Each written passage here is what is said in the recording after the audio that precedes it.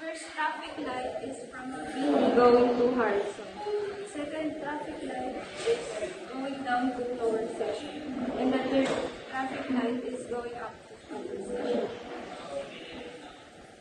So the first pedestrian light is from Jollibee, and the second pedestrian light is from PNP.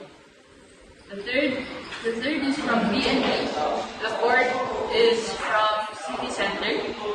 The fifth is from Jollibee, and the sixth is from Pine Circle.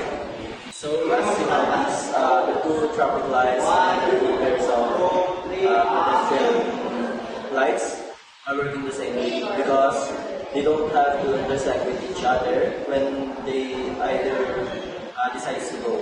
But as also as you notice, the other one, the traffic lights, it is working completely the opposite of the previous traffic lights because it intersects both lanes of the previous traffic